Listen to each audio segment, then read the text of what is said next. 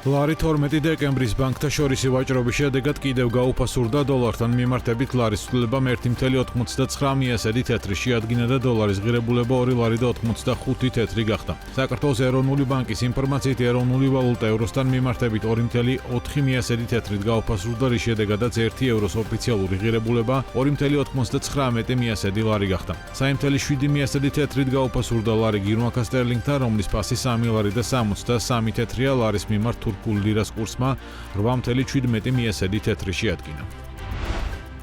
ქვეყანაში პოლიტიკურ არასტაბილურობასთან ერთად მნიშვნელოვან გამოწვევად შესაძლოა ეკონომიკური პრობლემები გახდეს. PMCG-ს გენერალური დირექტორის შეფასებით სახიფათო ნიშნულთან მივდივართ, რომლის გადალახვამაც შესაძლოა შეუქცევა და ძალიან ცუდ ვითარებაში შეგვიყვანოს. ლექსუ ალექსიშვილის სიტუაციიდან გამოსავლად არჩევნებს მიიჩნევს და აღნიშნავს, რომ ვითარება საგანგაშოა და მისი დროულად განმუხტვა საჭირო. ფინანსთა ყოფილი მინისტრის შეფასებით მოკლევადიან პერიოდში ნეგატიური გავლენა პროცესებს გარკვეულ დარგებთან დაკავშირებით ექნება და მათ შორის სტუმარ მასპინძლობას ახალდება. ადამიანებსაც ზუსტად ეს განცდა აქვს, ვიცი რა, მე რა უნდა მომავლის პერსპექტივა როგორ ვიმართ. მე როგორც ადამიანი, რომელიც ბიზნესს აკეთებს ამ ქვეყანაში, ადამიანი, რომელიც ამ ქვეყანაში ფიქრობს როგორც მოქალაქე, რომელიც შვილები აქვს უნდა გაიზარდოს და ასე შემდეგ. რა ტიპის ქვეყანაში აპირებენ ცხოვრებას? ეს არის პოტენციური ჩეხეთი ხვალისთვის, რომელიც ევროკავშირის იმ დალაგებული 7 სამართლებრივი სახელმწიფოს ნაწილია, თუ ეს არის რაღაცა შუააზიური, ანუ თუნდაც ახლო აღმოსავლური რეგიონის რაღაცა ქვეყანა, რომელსაც გაურკვეველი წარმოშობის ნებისმიერი ბანდის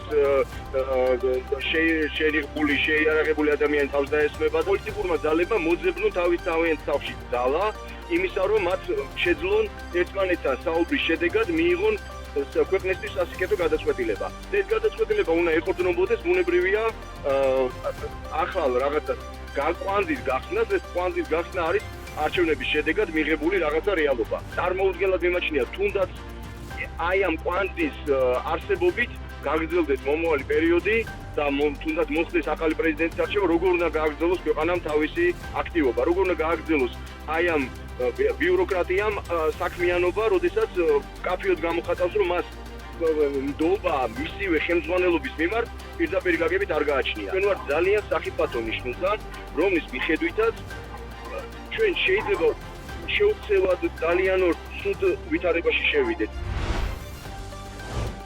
გაუქმებული ჯავშნები და კორპორატიული ღონისძიებები. ასე ხვდება სეზონს ზამთრის კურორტებზე მდებარე სასტუმროების უმრავლესობა. როგორც ინჯგუფის სასტუმროების აღმასრულებელი დირექტორი ამბობს, ქვეყანაში განვითარებული მოვლენებიდან გამომდინარე, საქართველოში მოგზაურობისგან ძირითადად თავს ევროპელი ტურისტები იკავებენ. ჯავშნების ნაწილი უქმდება მეზობელი სახელმწიფოებიდანაც. თუ არსებული ჯავშნები არ გაუქმდა, ერეკლე კოკაია ამბობს, რომ გუდაური ინი დეკემბერში 70%-მდე იქნება დატვირთული. ჯავშნები ჯერჯერობით ზამთრის კურორტებზე ძალიან ცოტა რაოდენობით არის გაუქმებული, იყო რაღაცა ცვლილებები.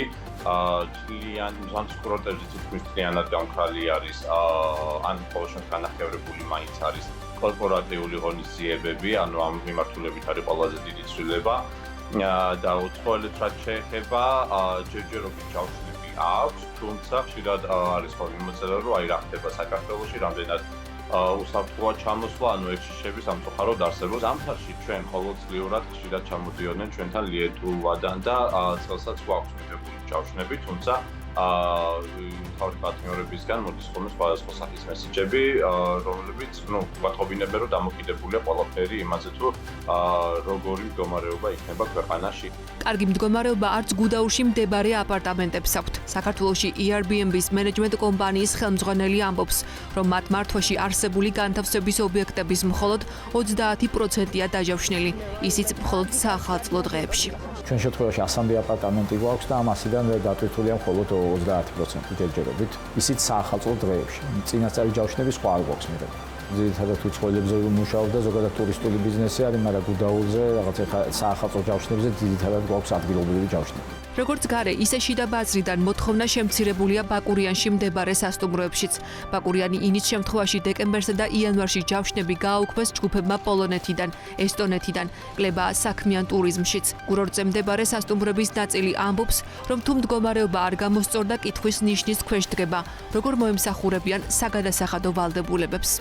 სასტუმრო ბაკურიანინი დეკემბრის თვეში დაახლოებით 60%-ით არის დატვირთული მთლიანი მთვამ აქვს მხედველობაში, თუმცა რა თქმა უნდა მიმდინარე მოვლენებს აქვს ზეგავლენა. შაშემდელთან შედარებით მოთხოვნა შემცირებულია როგორც შიდა ბაზრიდან, ესევე ჩვენთვის საინტერესო რამოდენიმე მიზნობრივი ბაზრებიდან.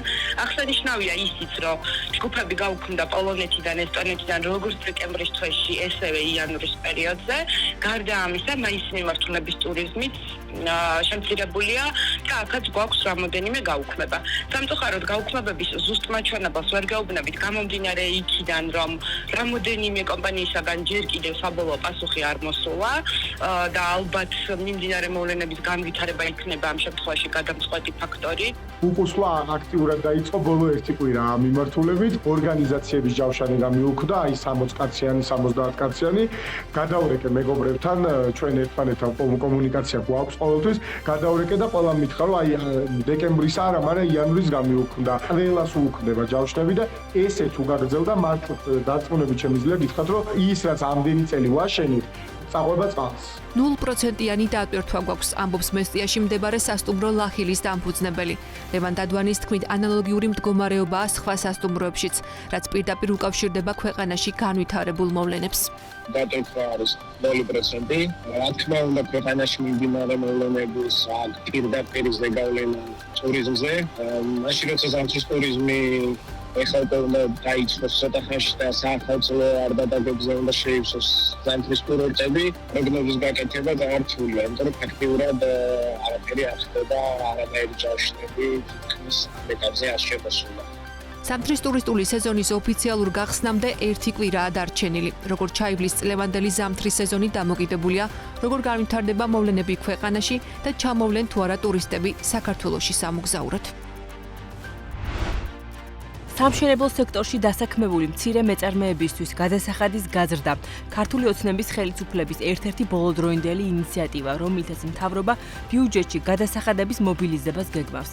როგორც ყველა სხვა შემთხვევაში, ამჯერადაც გადასახადის ზრდა გავლენას მომხმარებელზე იქონიებს და საბოლოო პროდუქტს გააძვირებს. როგორც დეველოპერულ კომპანიებში აცხადებენ, სამშენებლო სექტორში დასაქმებული მცირე მეწარმეების 1%-ის ნაცვლად 20%-ით დაბეგრვა სამშენებლო კომპანიებს ხარჯებს გაუზრდის, რაც საბოლოოდ უძრავი ქონების ფასში საისახება. კომპანია არსში აცხადებენ, რომ შესაძლოა სამომავლოდ პრობლემები მშენებარე პროექტებსაც შეექმნათ, რადგან არსებულ კონტრაქტებსა და პროექტებში დაბეგრვის შეღავათიანი რეჟიმია გათვალისწინებული.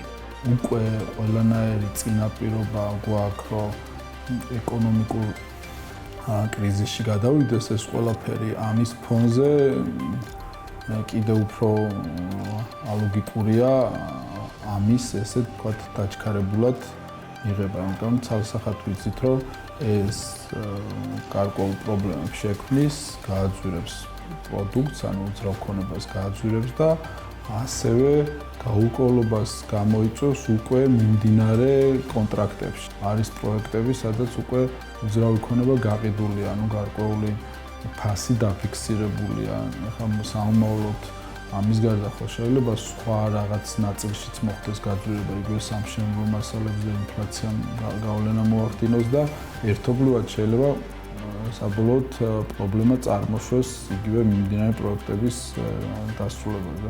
ხელფასები დეველოპერული სექტორისთვის მნიშვნელოვან ხარჯს წარმოადგენს და იმის მიხედვით თუ რამდენად მოხდება ამ ხარჯის გაზრდა დეველოპერისთვის, ესე ინდივიდუალურად მოხდება გადახედვა და ამ ხარჯების ასახვა შემდეგ გასაყიდ ფასში, თვითღირებულების ნაწილში ცხადია, როგორც სხვა და სხვა ფაქტორები, ასევე დაქირავებულ თანამშრომელთა ხელფასები მნიშვნელოვან როლს შეადგენს და მნიშვნელოვანი წილი უჭირავს. სამშენებლო სექტორში დასაქმებული მცირე მეწარმეებისთვის გადასახადის გაზრდის ინიციატივა პარლამენტს მიმდინარე კვირაში წარადგინა და ამ გზით ქართული ოცნება ბიუჯეტში დამატებით 200 მილიონი ლარის მობილიზებას განიხილავს. კერძოდ, 1 თებერვლიდან თუ სექტორში დასაქმებული მცირე მეწარმეები მომსახურებას გაუწევენ ორგანიზაციას საწარმოს, ან მეწარმე ფიზიკურ პირს, ისინი ამ სტატუსით ვერ ისარგებლებენ და 1%-ის ნაცვლად 20%-ით დაიბეგრებიან. დეველოპერული სექტორის წარმომადგენლები აცხადებენ, რომ ეს ინიციატივა განსაკუთრებით დამაზარალებელია იმ ფონზე, რომ ქვეყანაში შექმნილი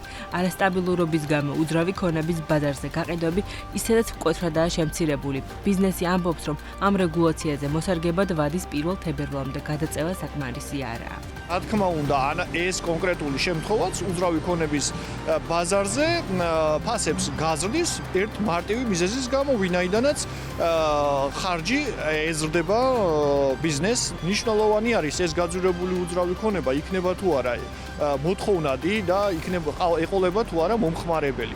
თქვენ ხედავთ, რომ ისედაც ჩვენს ქვეყანაში არ არის კიდევ ვიმეორებ სახარბელო ეკონომიკური მდგომარეობა და ბევრ ადამიანს თუნდაც უქმნის პრობლემებს და ის დღეს თუ ფიქრობდა რაიმე ინვესტიციის განხორციელებას მცირე თუ საშუალო, მათ შორის უძრავ ქონებაში შეიძლება გაჩერდეს არსებული პოლიტიკური მდგომარეობის გამო. და დღეს თუ ჩვენ კიდე მეტად ბიზნესს ესეთი მოქმედებებით გაუძვირებთ საქმიანობას, ფიქრობ, რომ კიდევ უფრო მეტ კლიენტს წავართმევთ, ანუ მეტ მომხმარებელს წავართმევთ და ბიზნესი უფრო რთულ მდგომარეობაში ჩავარდება. ძირითად პრობლემას ხედავ იქიდან გამომდინარე, რომ ძალიან მოკლე დროში ხდება ამის ცვლილება. აუცილებელია ეს იყოს დროში განხსოვრება და მინიმუმ 6 თვე მაინც უნდა იყოს, რომ გადაეწყონ კომპანიები და ეს ვთქვათ მარტო ხელშეკრულებების დონეზე არ ხდება, ეს ხდება ფინანსურ დონეზეც. მაგალითად თუ რაღაცა კონკრეტული საკითხი მცირე მეწარმესთან გაფორმებული ხელშეკრულება კეთდებოდა 100 ლარად, დღეს უნდა გაკეთდეს 130, ანუ ცვლილებიდან გამომდინარე. ყველა კომპანიას აქვს თავისი ბიუჯეტი გაწეული, ზოგს 1 წლის ბიუჯეტი აქვს გაწეული, ზოგს 6 თვის ბიუჯეტი აქვს. შესაბამისად, გათვლილი აქვს ის ხარჯები, დათვლილი აქვს ისე, როგორც აქვს ხელშეკრულებით გაფორმებული. ამიტომ თავისთავად პრობლემას შეუქმნის ფინანსურ კომპანიებს. სამშენებლო სექტორში დასაქმებულებისთვის შეღავათის გაუქმებასთან ერთად ქართული ოცნება ბიუჯეტში შემოსავლების მობილიზების მიზნით ასევე ზრდის გადასახადებს თამბაქოზე, აზარტულ თამაშებზე. მოქალაქეებისთვის ძვირდება შინაგან საქმეთა სამინისტროს მომსახურების სააგენტოს სერვისების ნაწილიც. ეკონომისტები არ გამორიცხავენ, რომ დასავლეთთან იზოლაციის და უცხოური გრანტების შემცირების ფონზე მთავრობამ სხვადასხვა მიმართულებით გადასახადების ზრდა მომავალშიც გააგრძელოს. დასავლეთიდან გრანტების, სესხების მიღების შემცირება არის მოსალოდნელი უკვე მომდენო პერიოდში. ეს ნიშნავს იმას, რომ ბიუჯეტს ექნება დანაკარგი, პლუს ამას გაზრდილი არის ამა თუ იმ მიმართულებით სახელმწიფო ბიუჯეტის ხარჯები და ეს ხარჯები დასაფინანსებელია. შესაბამისად, თანხების მობილიზებას მთავრობა ცდილობს გადასახადების ზრდის. ეს შეეხება სამშენებლო ბიზნესს, რომელსაც ყველაზე დიდი კონტრიბუცია შექონდა ქვეყნის ეკონომიკურ ზრდაზე, აქციზის გადასახადის ზრდა თამბაქოზე და ეს შეიძლება ჯაჭვურად გაგრძელდეს კიდევაც და ასე ვთქვათ საწოლზეც აისახოს და აქციის გადასახადის ზრდა 2007 წლიდან მოყოლებული ყოველ წელს პერიოდულად ხდება მისი ამ გადასახადის ზრდა და ბიუჯეტის ასე შევსება. სამშენებლო სექტორში დასაქმებული მცირე მეწარმეებისთვის ცვლილებები 1 თებერვლიდან შედის ძალაში. შესაბამისად, სექტორის წარმომადგენლებმა საკუთარი ბიზნეს გეგმების გადაწყობა ამ დროისთვის უნდა მოასწრონ.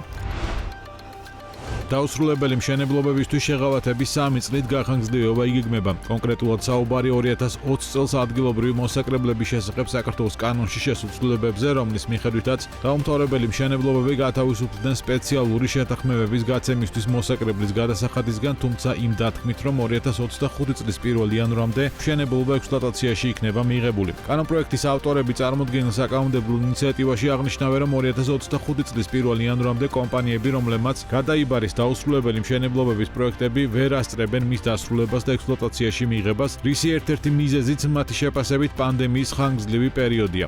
შესაბამისად, მათი თქმით აუცილებელია დადგენილი ვადების გახანგრძლივება მოხდეს და ამ კომპანიებმა შეღავათებით სარგებლობა 2028 წლის 1 იანვრამდე შეძლონ. ტურისტული საქმიანობის რეგისტრაციის გარეშე განხორციელებაზე ჯარიმების ამოქმედება შესაძლოა გადავადდეს. აღნიშნულს გულისხმობს ტურიზმის შესახებ კანონში დაგეგმილი ცვლილებების პროექტი, რომელიც მე-11 მოწვევის პარლამენტში უკვე ინიცირებულია. კანონპროექტის მიღების შემთხვევაში კანონის გარკვეული დებულებების ამოქმედების ვადები გადავადდება 2025 წლის 1 ივნისამდე და 2026 წლის 1 იანვრამდე. როგორც კანონპროექტის განმარტებით ბარათში ვკითხულობ, ცვლილებების თანახმად ტურისტული დანიშნულების ადგილის მართვის ორგანიზაციის საქმიანობის ხორცელება სტატუსის მინიჭების გარეშე 2026 წლის 1 იანვრამდე არ გამოიწევს დაჯარიმებას. ამასთან კანონპროექტის მიღების შემდეგ ტურისტული საქმიანობის სუბიექტს საქმიანობის განხორციელებისთვის რეგისტრაციის ვალდებულება გაუჩნდება 2025 წლის 1 იანვრიდან, თუმცა სუბიექტი რეგისტრაციის გარეშე საქმიანობისთვის 2025 წლის 1 ივნისამდე არ დაჯარიმდება. აღნიშნული კანონპროექტის ავტორები მე-11 მოწვევის პარლამენტის წევრები შოთა ბერეკაშვილი, ირაკლი მეზურნიშვილი, ანტონ ობოლაშვილი, გიორგი ბარვენაშვილი,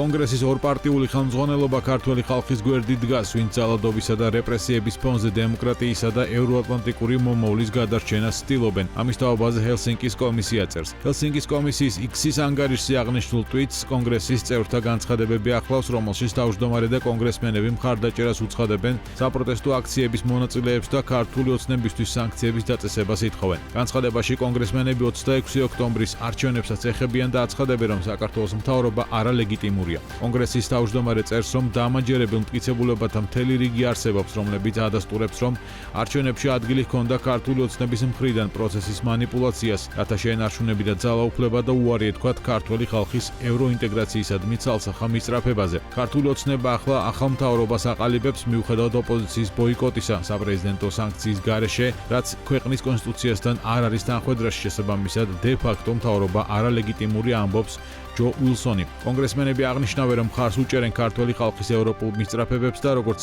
ბაიდენის, ასევე ტრამპის ადმინისტრაციისგან მოითხოვენ, რომ მათ ამ ბრძოლაში მხარდაჭერა გამოუცხადონ.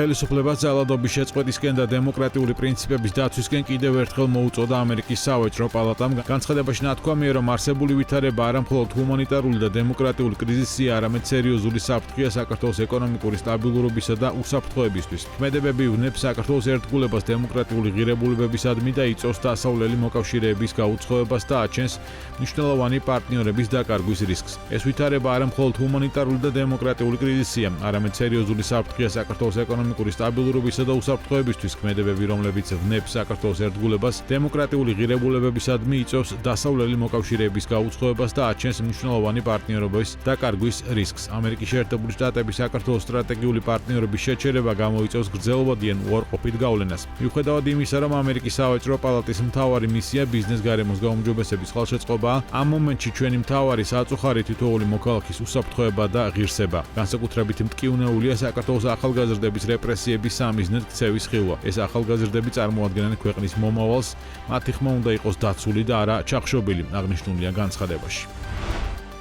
ახლა როცა ჩვენ ვსაუბრობთ, მიმდინარეობს ძალზედ ინტენსიური მოლაპარაკებები ბრიუსელში, ასევე დედაქალაქებს შორის, რათა შეთანხმდეს სხვადასხვა ზომები. ამის თაობაზე საქართველოზე კომენტირებისას ევროკავშირის ელჩმა საქართველოში პაველ ჰერჩინსკიმ მედიასთან განაცხადა. მისი თქმით, ევროკავშირის ინსტიტუტების ახალი ხელმძღვანელობის პირობებში დიდია იმის მიმართ ერთგულება, რომ დასრულდეს საუბარი და დაიწყოს ქმედებები. ელჩი იმედოვნებს, რომ 27 წევრი ქვეყანა იქნება იმ პოზიციაში, რომ შეათანხმოს კონკრეტული ზომები. ყველა ვარიანტი მაგიდაზე, ამბობს ჰერჩინსკი. ელჩი ოპოზიციონერი პარტიების ლიდერებისა და საქართველოში ჩამოსული ევროპარლამენტარების შეხვედრას ესწრებოდა.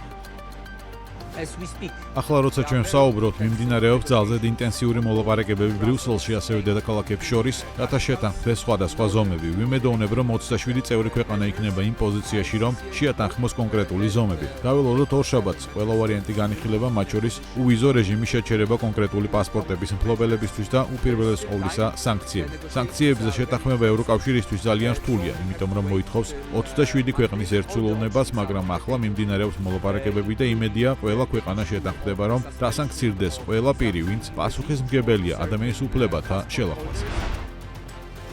მოუწოდებთ ქართული ოცნების ხელმძღვანელობას მოусმინოს იმ დასავლელ პარტნიორებს, რომლებიც 20 წელზე მეტია მხარს უჭერენ საქართველოს სუვერენიტეტის დაცვას რუსული ზეწოლის წინააღმდეგ. დიდი ბრიტანეთის ელჩი საქართველოში ვიდეო მიმართვას ავრცელებს. გარეთ უორდი აღნიშნავს, რომ ბრიტანეთი შოკირებულია იმ ძალადობით, რომელიც გამოიყენეს პოლიციამ და არაფორმალურმა ჯგუფებმა მომიტინგეების, ჟურნალისტებისა და ოპოზიციის წარმომადგენლების მიმართ და მიუთითებს, რომ გაერთიანებულმა სამეფომ შეზღუდა საქართველოსთან არსებული ორმხრივი თანამშრომლობა. საქართველოს შეუძლია გახდეს ევროპის ერთ-ერთი წარმატებული მრავალპარტიული დემოკრატია. სხვა არჩევანი არის ავტოკრატია, ჩვენ გვჯერა საქართველოს დემოკრატიის, ამბობს ბრიტანეთის ელჩი ვიდეო მიმართვაში.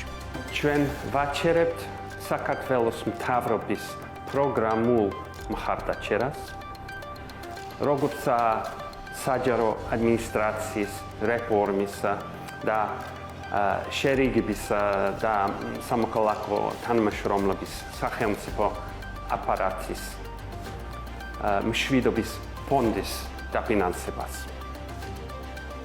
ასევე ვსხვდავთ სამხედრო სფეროში თანამშრომლობას, მაგალითად, ახალ ვეხმარებით საქართველოს თავდაცვის სამინისტროს კიბერუსაფრთხოების ცენტრის შენობაში. ასევე შევსხვდავთ პოლიტიკურ შეხვედრებს და ურთიერთობას. უორდროპის სტრატეგიულ დიალოგს ვერ გავანახლებთ ამ ვითარებაში. მოვუწოდებთ ქართული ოცნების ხელმძღვანელობას მოусმინოს იმ დასავლელ პარტნიორებს, რომლებიც 20 წელზე მეტია მხარს უჭერენ საქართველოს სუვერენიტეტის დაცვას რუსულ ზეწოლის წინააღმდეგ. დარწმუნებულები ვართ, რომ საქართველოს შეუძლია გახდეს ევროპის ერთ-ერთი წარმატებული მრავალპოლიტიკური პარტიული დემოკრატია. სხვა არჩევანი არის ავტოკრატია. ჩვენ გვჯერა საქართველოს დემოკრატიის.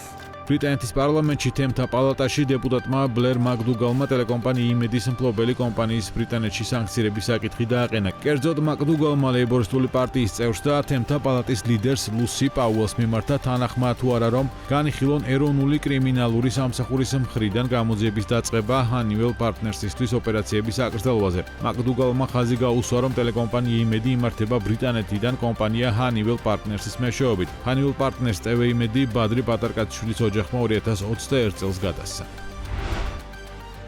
ქართველი ფინანსისტები და მომიჯნავე სპეციალობების წარმომადგენლები ერთობლივ განცხადებას ავრცელებენ, რომელთაც ისინი ქვეყანაში მიმდინარე მოვლენებს ეხმაურებიან, ხელისუფლების გადაწყვეტილებას არ დაიწყონ, 2028 წლამდე ევროინტეგრაციის პროცესი ემიჯნებიან და ხელისუფლებისგან კონსტიტუციით დეკლარირებულ საგარეო კურსზე დაბრუნებას ითხოვენ. ჩვენ ვგმობთ ქართველი ხალხის წინააღმდეგ არაპროპორციული ძალის გამოყენებას, უკანონო დაკავებებს და დაკავებული პირების ფიზიკურ შეურაცხყოფას.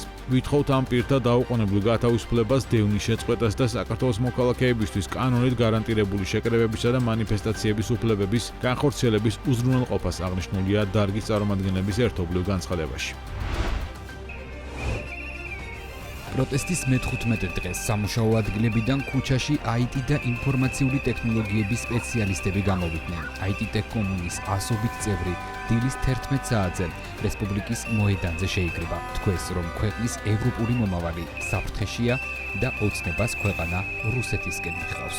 პროტესტის მიზეზი არის ქვეყანაში მიმდინარე მოვლენები, არასტაბილურობა, ადამიანების ჩაგვრა, კონსტიტუციის დარღვევა, სხვადასხვა მიმართულებით, ევროინტეგრაციის მიმართულებით თუ ადამიანის უფლებების მიმართულებით. შესაბამისად, არ შეგვეძლო უბრალოდ ამ ადამიანებს, რომ ოფისებში მჯდარიყავით და ჩვენი საქმე წყნარად გვეკეთებინათ. ინფორმაციული ტექნოლოგიები არის განვითარებაზე ორიენტირებული სფერო, დღითი დღე ყოველდღიურობაში რაღაც ახალი იქმნება და ვითარდება.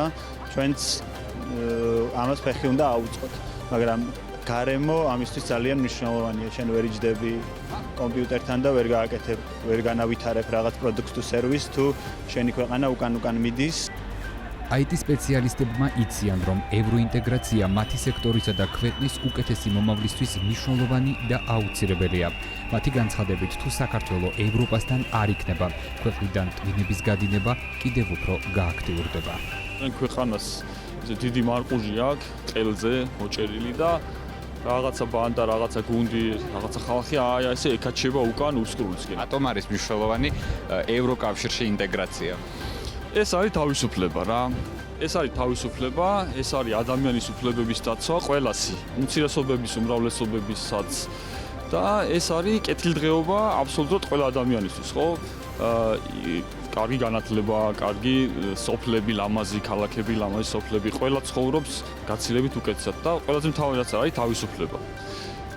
და რაც უკან არის ჩვენთან რაც ხდება ახლა რა და საერთოდ გვიოხ იქ არის აბსოლუტურად საწინააღმდეგო, ეს არის ავტორიტარიზმი. შეკრებიდან საათნახევარში აქციის მონაწილეები რესპუბლიკის მოედნიდან პარლამენტისკენ მსვლელობით წავიდნენ. შინაგან საქმეთა სამინისტროს გზის გადაკეთვა მოუწია. საკანონმდებლო ორგანოსთან რამდენიმე წუთს გაჩერდნენ და მსვლელობით გზას თავისუფლების მოედნისკენ გაუყვნენ. ხმამაღლა თქვეს, რომ საქართველო რუსეთი არასდროს გახდება.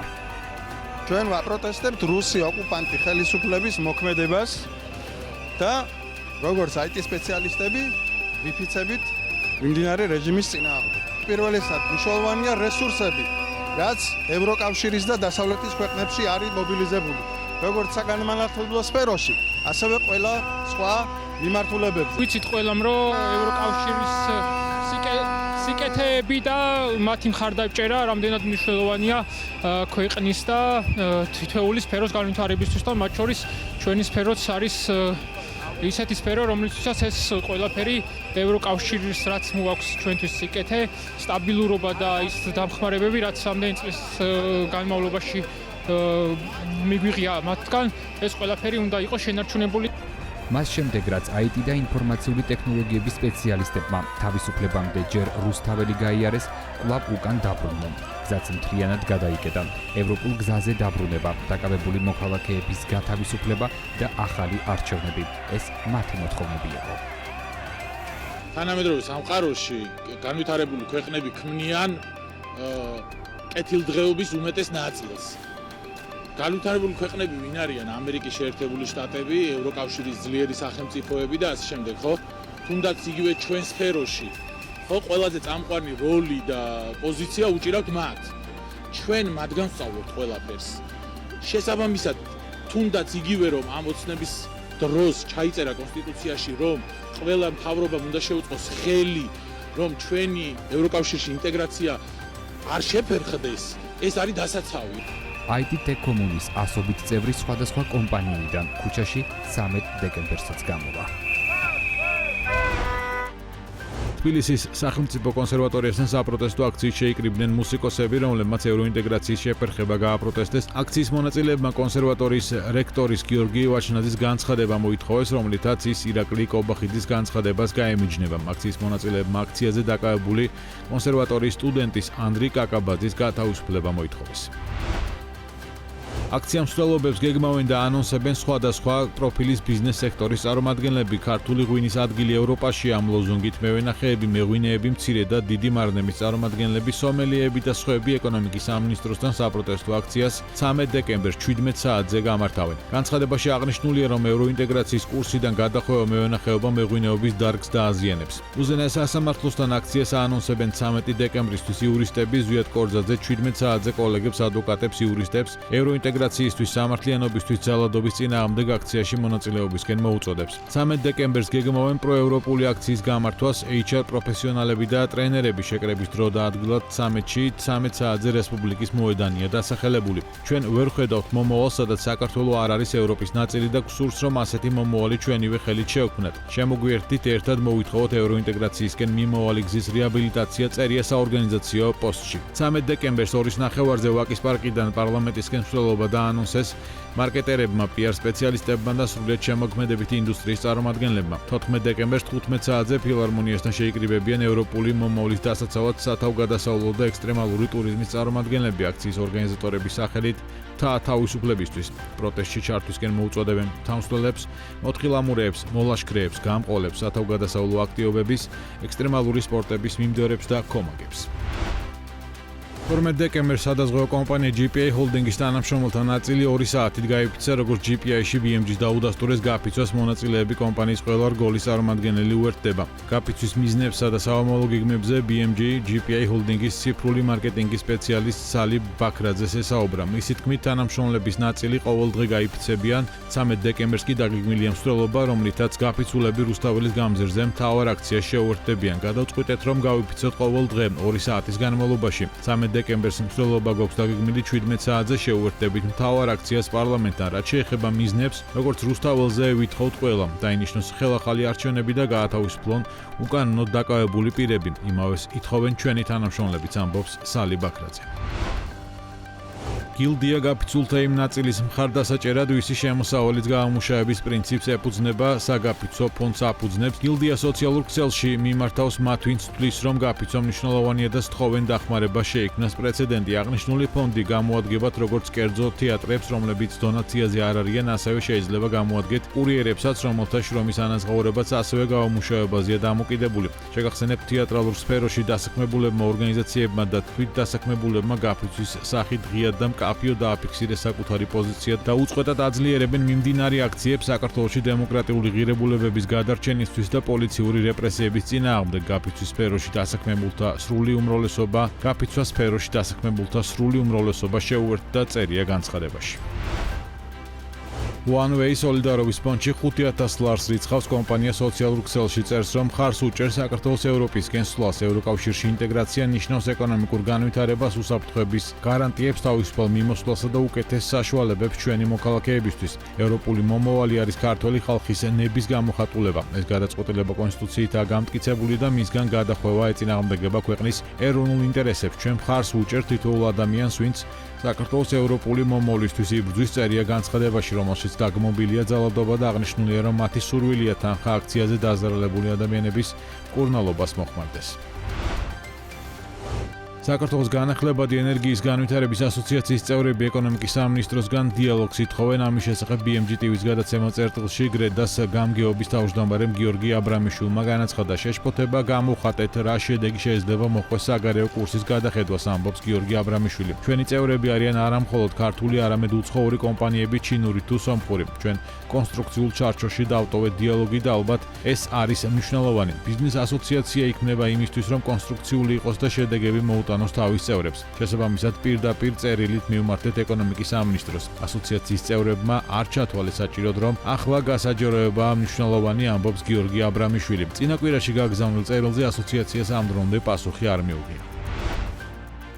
Galten-Tagartis შეფასებით 2024 წელს FMCG ბაზრის ზომა 23.3 მილიარდ ლარს მიაღწევს, რაც წლიურად 9.5%-იანი ზრდაა. წელს ბრენდული ქსელების შემოსავლების ზრდა წლიურად 14.9%-ით 9.5 მილიარდ ლარამდეა მოსალოდნელი, ხოლო სხვა ფორმატში ზრდა 6.1% იქნება. Galten-Tagarti მიუთითებს, რომ 2024 წელს ბრენდული ქსელების 500 ახალი მაღაზია დაემატა ბაზარს და მაღაზიების რაოდენობა 4,000 გადააჭარბა. ამასთან გათანაბრდა თბილისსა და რეგიონებში ბრენდული მაღაზიების რაოდენობა, თუმცა ერთი მაღაზიის გაყიდვით თბილისში საშუალოდ დაახლოებით 30%-ით აღემატება რეგიონის მაჩვენებელს. საინვესტიციო ბანკის შეფასებით ბაზრის ახალი ლიდერია Daily ჯგუფი ბრენდული ქსელების შემოსავლის 27.6%-ით, ხოლო მთლიანი ბაზრის 9.8%-იანი წილით. მეორე ადგილზეა Nikora 17%-იანი წილით, ხოლო მესამეზე ორი ნაბიჯით 16.8%-იანი წილით. ჯამში top 3 კომპანია ორგანიზებული ბაზრის 61.3%-ს იკავებს, ხოლო დანარჩენი 38.7% მოდის შედარებით მცირე ზომის 40 ქსელურ მაღაზიაზე.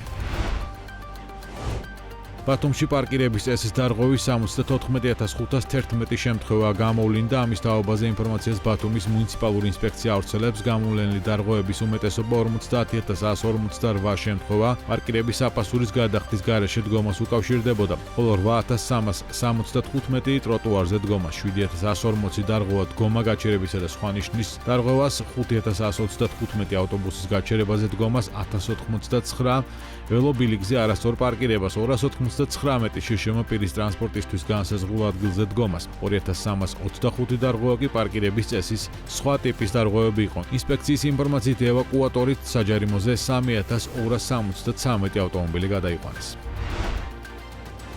აფხაზეთში დენის მიწოდების გრაფიკი კიდევ 2 საათით მას შემდეგ შემცირდა, რაც წყლის კრიტიკული დონის შემდეგ ენგურჰესი ავტომატურად გაითიშა. ახალი გრაფიკი დე-ფაქტო სახელმწიფო კომპანია ჩერნომორე ენერგომ გამოაქვეყნა, განახლებული მონაცემები თუ ავარიულ გათიშომდე სადგური საათში 160 მეგავატამდე სიმძლავრეს აწარმოებდა, ტექნიკური ცვლილების გამო ამჟამინდელი მაქსიმალური სიმძლავრე 90 მეგავატია საათში. ეს იმას ნიშნავს, რომ 9 დეკემბრიდან მიწოდებაც 4 საათსა და 40 წუთს შეადგენდა, ენგურჰესის მიერ გამომუშავებული სიმძლავრის კლების გამო კი 2 საათსა და 48 წუთამდე შემცირდა. ღამის ანუ თბილისის დროით 22 საათიდან დილის 8 საათამდე მიწოდების გრაფიკი უცვლელი რჩება. ამდენად დღისით აფხაზეთის მოსახლეობას დენი ორჯერ მხოლოდ 1 საათს და 24 წუთის განმავლობაში, ხოლო ღამით 22-დან დილის 8 საათამდე მიეწოდება. 11 დეკემბერს თბილისის დროით 4 საათისთვის აფხაზეთის მომარაგების ერთადერთმა სადგურმა ენგურჰესმა წყლის კრიტიკული დონის შედეგად მუშაობა შეაჩერა და ოკუპირებული რეგიონის მთელ ტერიტორიაზე ელექტროენერგია გაითიშა. მანამდე დე-ფაქტო პრემიერ-მინისტრობის მოვალეობის შემსრულებელი ბგამბა აცხადებდა, რომ ენგურჰესის კაშხალში წყალი ავარიულ დონეზე იყო, რადგან შედინება დაბალია და წამში მხოლოდ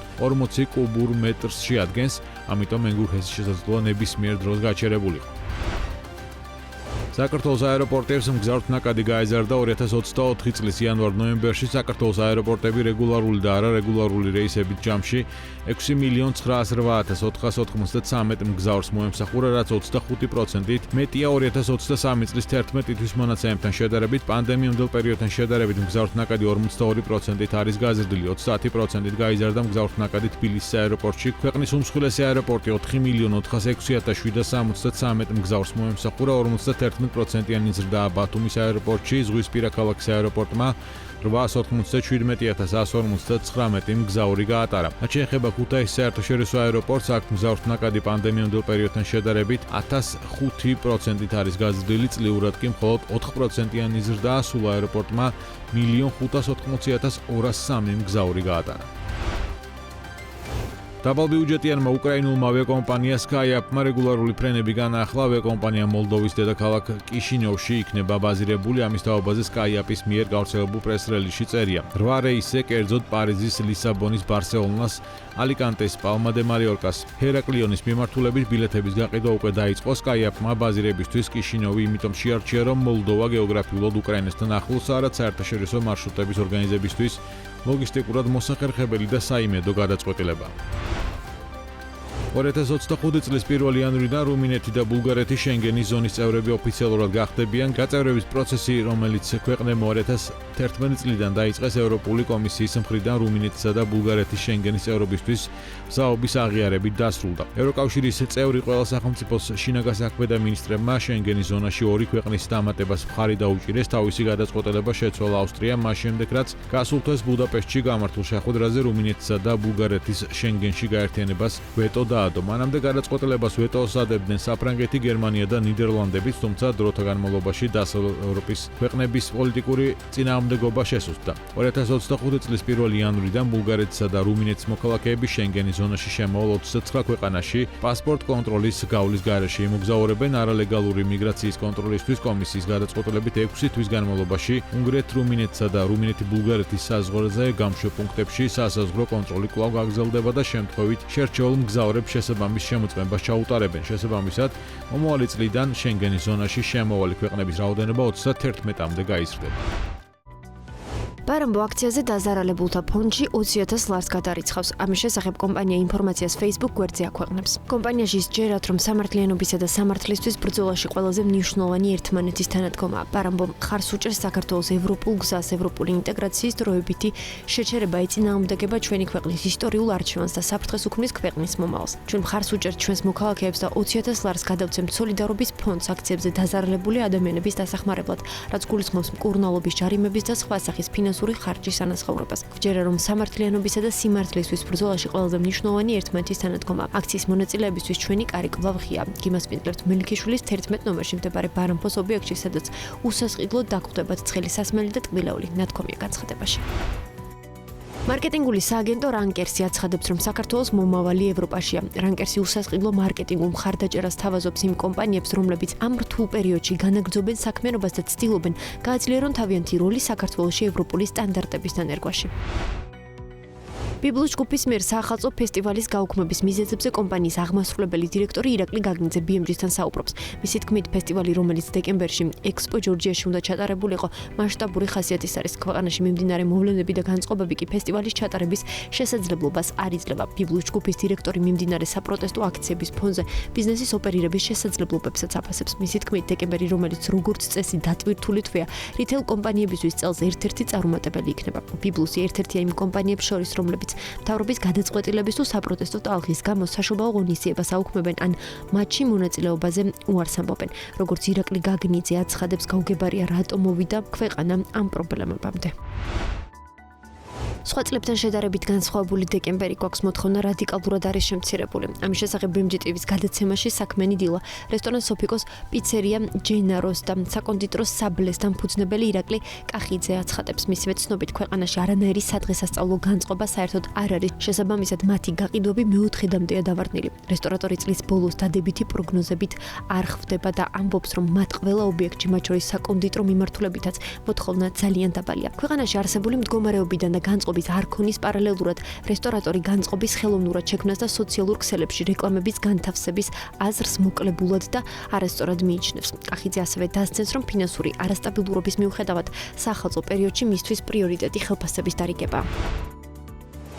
თავისუფლებისთვის საქართველოს სამთო გამყოლთა ასოციაციის გამგეობა განცხადებას ავრცელებს, სადაც ყველა იმ ადამიანს, რომლებიც თამსვლელობით არიან დაკავებული, მოუწოდებს შეუერთდნენ პროტესტს და გადაარჩინონ ქვეყნის ევროპული მომავალი. ამისთვის ასოციაცია 14 დეკემბერს 15 საათზე ფილარმონიასთან კერძოდ მუზას ქანდაკებასთან აქციას ანონსებს. თამსვლელებო, მოთხილამურეებო, მოლაშქრეებო, გამოყოლებო, სათავგადასავლო აქტივობების, ექსტრემალური სპორტის მიმდევრობა და კომაგებო, შემოგვიერთდით. ჩვენი პროტესტით ერთად დავიცვათ ჩვენი ქვეყნის ევროპული მომავალი. აცხადებს საქართველოს სამთო გამყოლთა ასოციაციის გამგეობა. აღსანიშნავია, რომ 30 ნოემბერს საქართველოს სამთო გამყოლთა ასოციაციამ პროტესტის ნიშნად საწვრთნელო პროცესები შეაჩერა. ჩვენ წყვეთ მიმდინარე საწვრთნელ პროცესს, ვაუქმებთ გენერალურ ასამბლეის შეხვედრას მესტიაში და მოვუწოდებთ ჩვენს ყველა წევრს შემოუერთდეს ეროვნული წინააღმდეგობის მოძრაობას.